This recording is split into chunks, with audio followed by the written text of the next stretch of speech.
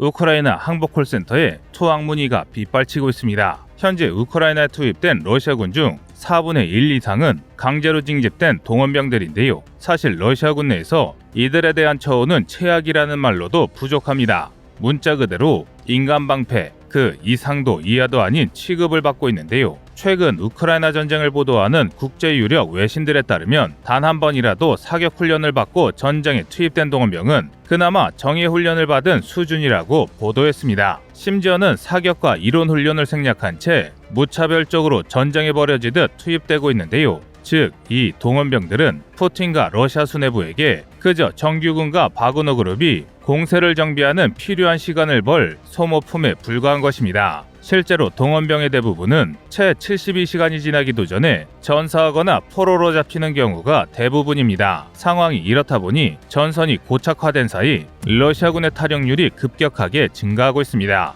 일례로 우크라이나 정부는 지난 9월 러시아군의 투항을 유도하기 위해 일종의 항복 콜센터 한라인인 I Want Live를 개설했는데요. 지난 3개월간 해당 한라인을 통해 접수된 투항 문의만 무려 3,500건이 넘는 것으로 파악되고 있습니다. 그리고 지금 이 순간에도 하루 최대 100건에 달하는 문의가 쏟아지고 있는데요. 현재 우크라이나는 한라인을 통해 연결된 러시아군이 자발적으로 항복할 경우 최대한 인도적 대우를 약속하고 있습니다. 심지어 투항한 러시아군이 전후부당한 대우를 받지 않도록 전투를 치르다 투항한 것처럼 위장하는 등 최선의 노력을 다하고 있습니다. 그런데 이런 상황이 러시아에 심각한 타격을 입히고 있는데요. 러시아는 자국의 심카드가 든 휴대폰이 우크라이나 항복 콜센터에 접속하지 못하도록 차단하거나 우크라이나에 잡힌 포로 교환에 적극 임하는 등 어떻게든 러시아군의 사기를 올리려 노력하고 있지만 큰 성과는 거두지 못하고 있습니다. 오죽하면 전선에서 탈영병이 포착될 경우 사살로 처벌하라는 푸틴의 직접 명령이 내려올 정도인데요. 확실히 다른 건 몰라도 심리전에서는 러시아의 패배가 확실해 보입니다. 하지만 모든 전황이 심리전처럼 우크라이나에 유리하게 돌아가고 있지는 않습니다.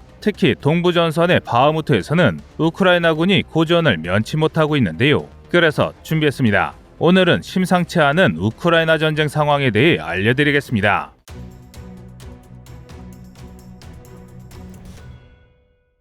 현재 우크라이나 전선은 크게 남부전선과 동부전선으로 나뉘어 고착되어 있습니다. 하지만 그 속에서도 양국가 간의 탈환과 점령을 위한 처절한 움직임이 확인되고 있습니다. 우선 남부전선은 얼핏 봤을 때 드네프로강이 러시아군의 천연방어선 역할을 하면서 지지부진한 답보 상태를 걷고 있습니다. 그러나 남부 탈환을 위한 우크라이나군의 작전이 은밀하게 진행 중입니다. 단적인 예로 지난 12월 11일 우크라이나군은 M142 하이마스를 이용해 자포리자주 멜리토폴의 러시아군 주둔지에 심각한 타격을 가했습니다. 이로 인해 100명 이상의 바그너 그룹 대원과 체첸군으로 악명 높은 제141 특수차량화 연대 소속 병사들이 전사했는데요. 이 중에서도 제141 특수차량화 연대는 전쟁 초기 러시아군이 키이우 인근까지 진격했을 당시 이르핀에서 끔찍한 전쟁 범죄를 일으킨 주범입니다. 이들의 만행으로 무려 290명 이상의 민간인이 희생되었는데요.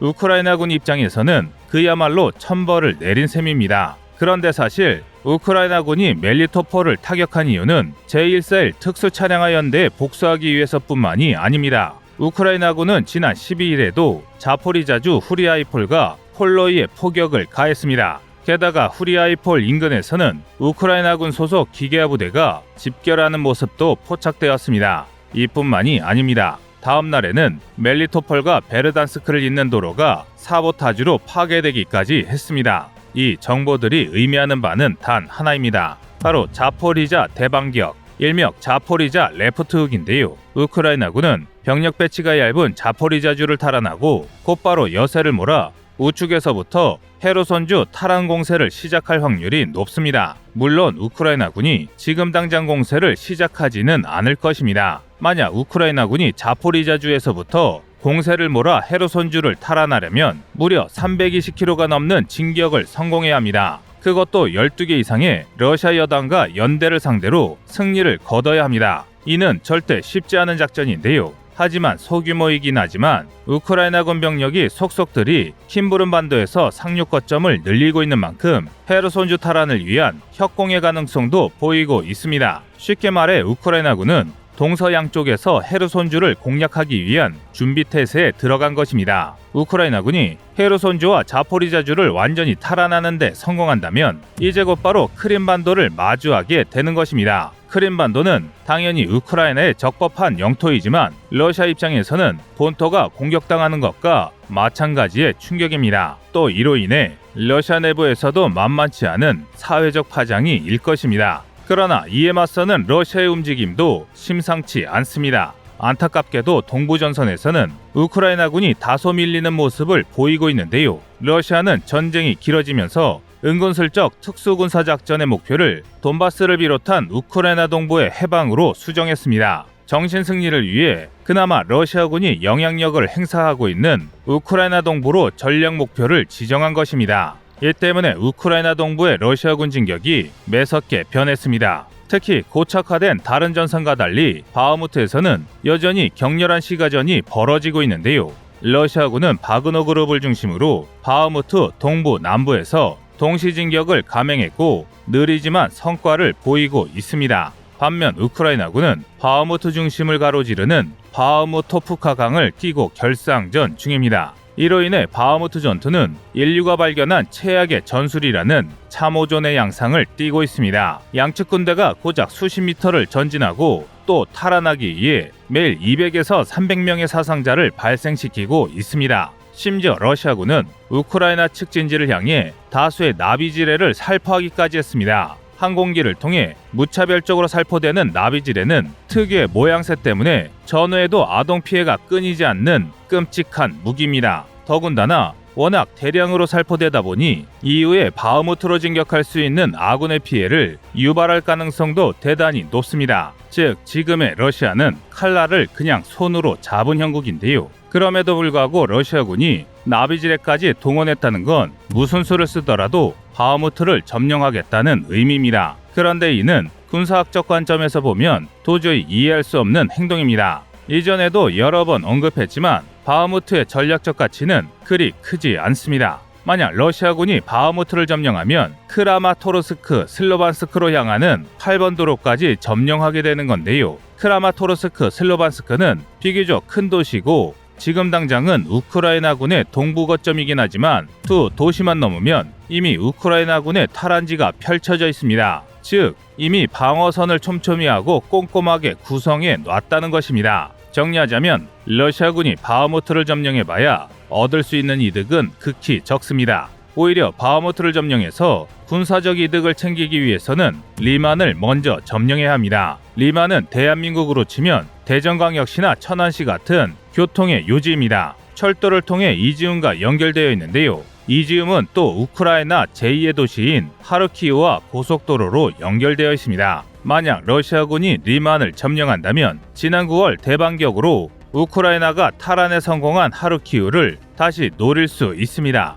러시아 입장에서는 키우 진격의 발판을 마련하는 셈인데요. 반면 우크라이나 입장에서도 리만은 세베르도네츠크, 리시찬스크 등으로 이어지는 철도와 주요 도로를 보유한 전략적 요충지입니다. 이 때문에 우크라이나군은 지난 10월 2일 리만을 탈환하기 위해 약 2주가 넘게 치열한 시간을 치러야 했습니다. 그런데 이런 중요한 지역을 가만히 두고 러시아군은 의미 없는 바흐무트에 공세를 집중하고 있는 것입니다. 물론 다수의 전문가는 차후 러시아군이 리만에 대한 공세도 시작할 것으로 예측하고 있지만 중요한 건 그 순서가 틀렸다는 것입니다. 차라리 현재 공세를 리만에 집중시켜 리만을 먼저 탈환하고 낙동강오리알 신세가 된 바흐무트를 압박해 들어가는 게 맞다는 건데요. 그럼에도 불구하고 러시아군이 바흐무트에 집착하는 이유는 이곳이 푸틴의 트로피이기 때문입니다.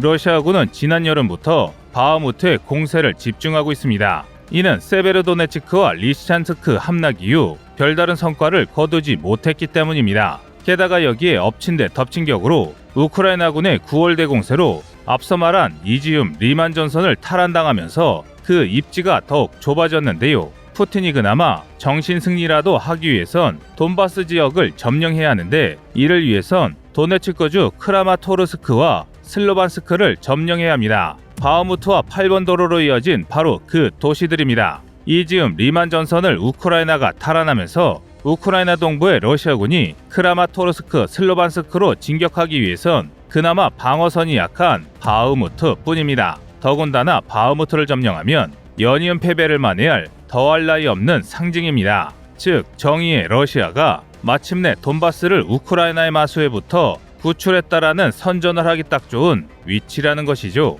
게다가 이 바흐무트 공세를 이끌고 있는 건 다름 아닌 바그너 그룹입니다. 그리고 바그너 그룹의 수장 예브게니 프로고진은 우크라이나 전쟁을 통해 어마어마한 재산을 쓸어 모으는 중입니다. 그런데 만약 바그너 그룹의 주도로 고전을 면치 못하던 러시아군이 돈바스를 함락하는데 성공한다면 예브게니 프리고진의 정치적 입지는 말도 못하게 강력해질 텐데요. 그래서 일각의 전문가들은 이를 바탕으로 푸틴이 자신의 최측근인 에브게니 프리고진과 바그너 그룹이 정치 일선 군부 중심의 자리를 잡는 데 필요한 정치적 당위성을 마련하기 위해 바흐무트에 집착한다고 주장하고 있습니다. 지금 이 순간에도 수백 수천의 병사와 무고한 우크라이나인을 희생시키면서도 전쟁을 이어가는 걸 생각하면 대단히 설득력 있는 주장인데요. 실제로 러시아는 이미 심각한 타격을 입었음에도 억지로라도 전쟁을 장기화하려는 모습을 보이고 있습니다. 일례로 우크라이나 참모부는 현재 벨라루스의 참전 가능성을 상당히 높게 보고 있습니다.